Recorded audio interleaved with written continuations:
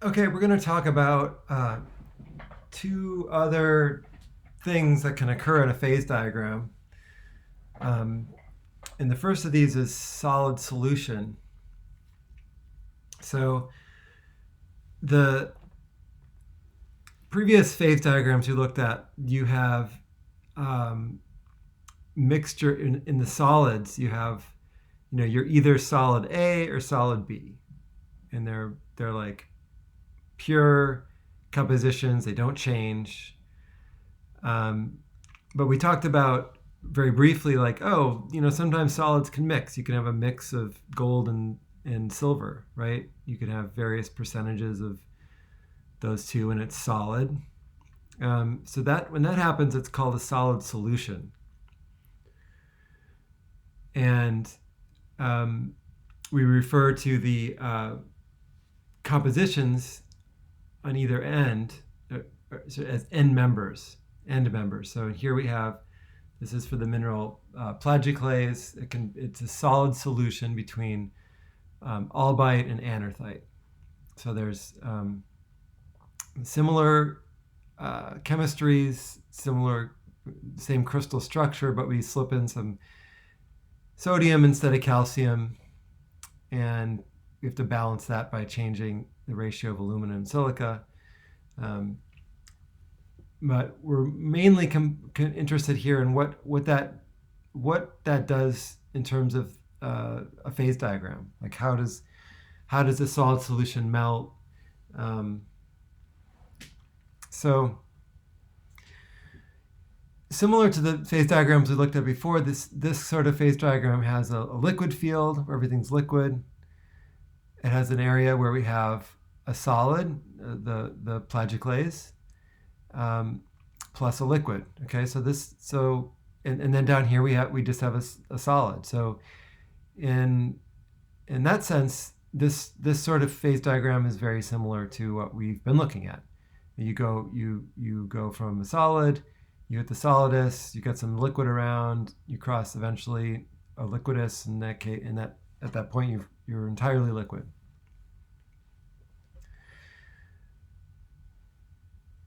So the difference here, though, is that the solidus is now, before the solidus is a straight line, right, across a horizontal line, right? So the solidus now is coming off at an angle, okay? And so what that does is it allows composition of basically as you melt, the composition of the solid changes. So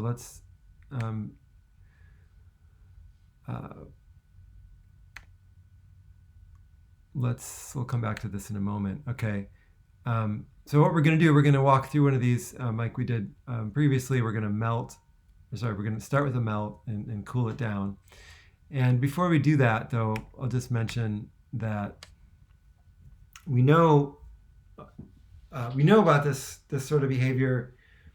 We can infer it from looking at rocks, but there's also been a lot of experiments done where people have taken melts and taken rocks to melting points, like made a powder, melted it at some pressure and high temperature, and then they let it cool down. They can do that, they'll quench it at a certain point, so they'll have it at some temperature, 1300 degrees or whatever, and quench it, and then they'll look at it and they'll see, oh, it's a mixture of glass and some crystals. And so that's how these have been worked out, these phase diagrams for rocks. And similar things are done for metals. Okay, so we start with cooling a rock, composition A. So it's a liquid. I guess it should say start by cooling liquid of composition A. All right, so we cool, as you might expect, we're all liquid until we hit the liquidus here. Okay, so we're point B, about 1475 degrees. What's going to happen? Okay, some crystals are going to form. And you might surmise that just like before, the we're going to sort of, when we're in this field, we're going to have a tie line across, and that's indeed the case. So the crystals that form are going to have this composition C. Okay, so the liquid, we saw the liquid coming down from point A to point B, right? So the liquid, as it came down A to B, it has this composition, 60% anorthite, okay? And then just the very first bit of crystal that forms, it's not going to change the liquid composition much, the tiniest bit. So the liquid's going to stay there. And so we read across here, and so the crystal that forms is much more rich in anorthite. Okay, and you can maybe guess what's going to happen. If we take anorthite out, the liquid composition is going to move to the left, right? Okay, so liquid's going to move down to this point as we cool to 1450, and it's going to coexist with a solid, this plagioclase with a 8% anorthite. So what's happening here is that the crystal's composition is changing. So the solid it's changing from a more anorthite-rich plagioclase to a more albite-rich plagioclase. So there's what we call a continuous reaction, where the solid composition is shifting as we cool it down. Okay, and then this is going to happen. We're going to be, as long as we're in this field of solid plus liquid, that's going to continue. The melt's going to get more and more enriched in albite as we take out more and more of the anorthite. But eventually, we're going to cross the solidus, and at that point, as you could kind of intuit, surely the solid should have the same composition as the thing we started with, the liquid, right? So we move down here until we get to the solidus, and at that point, the crystal composition has evolved to reflect that initial composition. So H and A have the same composition. And the last little bit of liquid that existed as we were cooling was over at point G there. And we can use the lever rule, just like we did before. All along here, we can ask, okay, let's say we were back. Let's go back a slide. Let's say we were at this temperature, 1450.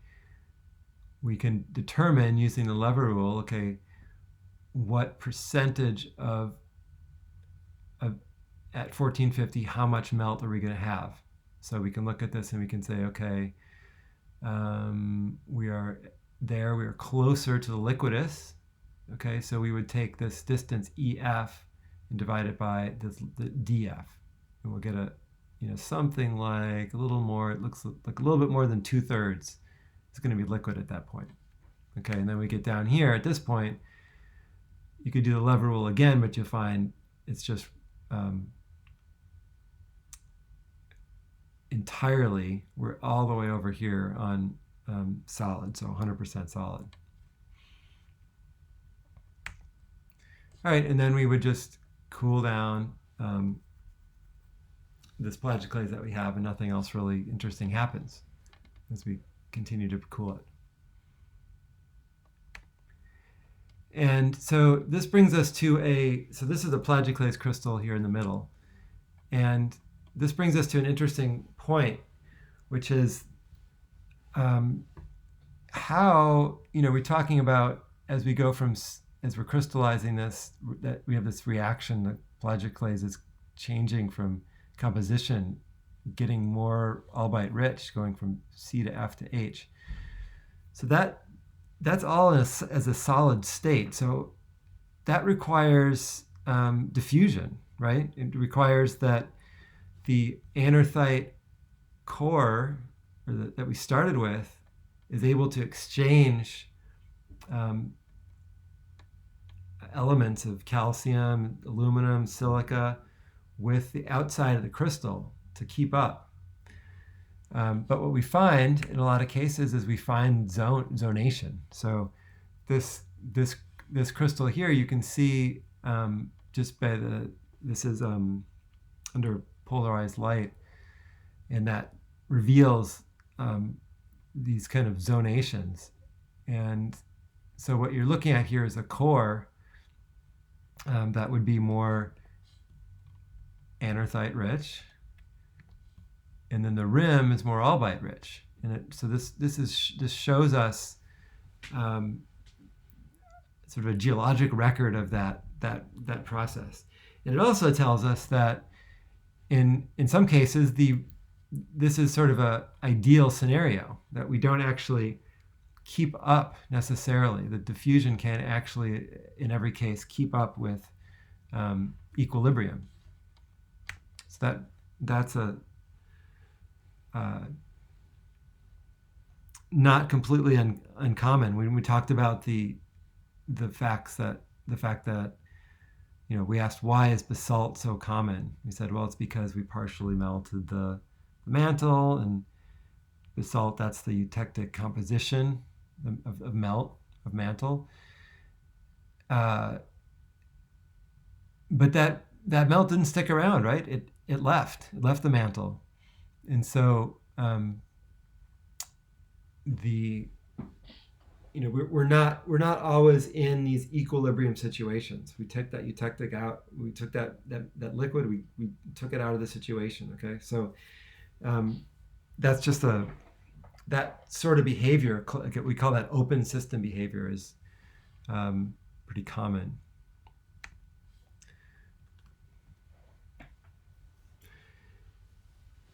And another way that can occur is what we call fractional crystallization. So in this case, as we form these crystals, this is another scenario. As we form crystals, they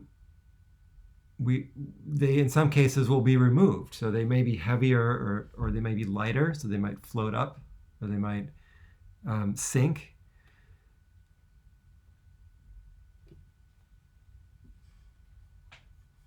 And in that case, they're not going to have a reaction.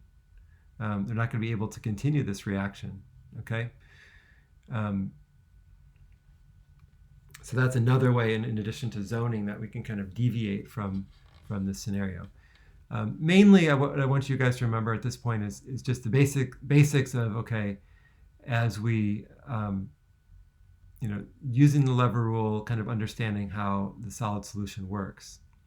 But we can also think about if you do remove anorthite crystals, in this case, then the melt can just continually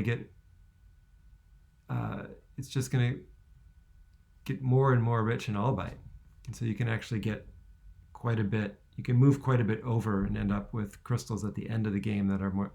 Okay, the second and last phenomena that I wanted to talk about is what's called a peritectic. So we're looking now at another phase diagram here, and there's elements that are familiar. So this area on the left looks just like what we were looking at before. There's a eutectic point here.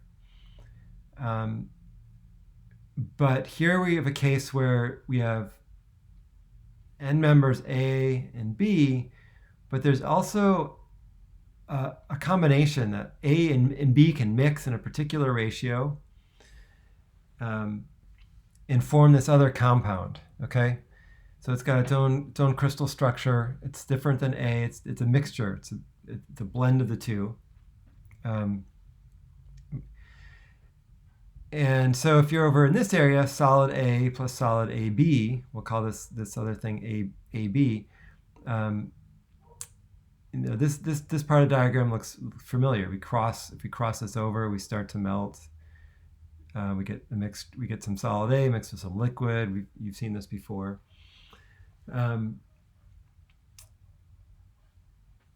But so this point is there's something going on here that we haven't seen before. This is called a peritectic point. And what happens is there's if you follow, let's think. Oops, I'm gonna draw here. Okay, if we follow, let's follow this. Let's start at this point they've made for us. Okay, we start at a liquid. We come down, just like before. Okay, we're going to start solidifying. We're going to solidify some solid B. Okay, we're going to have a liquid and solid B. So that's what it says right here. It's familiar. Okay, we come down. Everything's, we can use a lever rule. Let's say we're here. We could say, okay, we're going to be a mixture of this liquid and that one, and this solid. Okay, fine. Then we get to this point, and when we say, okay, well, okay, the way I like to think about this is what's on the other side of this line. Okay, let's imagine we're down here. Here we have solid B and solid AB. So we're all solid here. So this is a solidus line. We're moving from a field where we have a liquid to a solid. So here we go from solid B plus liquid to solid B plus solid AB. Okay, so as we cross this, we are taking what's left of the liquid, and we could look at the amount of liquid based on the lever rule, and we're turning it into the solid AB. But notice that this composition of this solid here is different from the composition there. Okay, so the solid AB has more B in it than the liquid did. Okay, so what that means actually, when you cross this line, the solidus here, that you actually are taking some of the B that you had already crystallized and using it to build this component, solid AB. Let's move over to a little different area. Let's say we're in this spot. Maybe I should get a different color. All right. Let's say we had this composition liquid, and we were coming down. All right. Same as before, right? We're gonna have solid B mixed with the liquid and keep going. We're gonna be down here. We'll get a mixture of liquid with this composition. We're very close to what we call the peritectic composition of the liquid. And we could draw a line over here, and it's mixed, so we're solid B plus liquid. But then when we cross over, imagine we're like here, as we cool the temperature down, now we're solid AB plus liquid, right? We draw these lines across. We've got a liquid still, but our solid is different. So this is kind of cool. What happens when we cross this line here is the crystals that were in the liquid turn into crystals of a different material. The crystals that only had this component B now have our mixture of A and B. And so then we would continue on down, and now we're just like we were before. Okay, we're solid AB plus liquid, and we're going to cross the solid S here, and we'll have just solid A and solid AB. So this is interesting, because early on in this liquid, if you follow the trail of the liquid, it was a liquid that had crystals of B in it, and then it got to this point, and now it's got crystals of AB in it. And it's going to go all the way over to the eutectic. So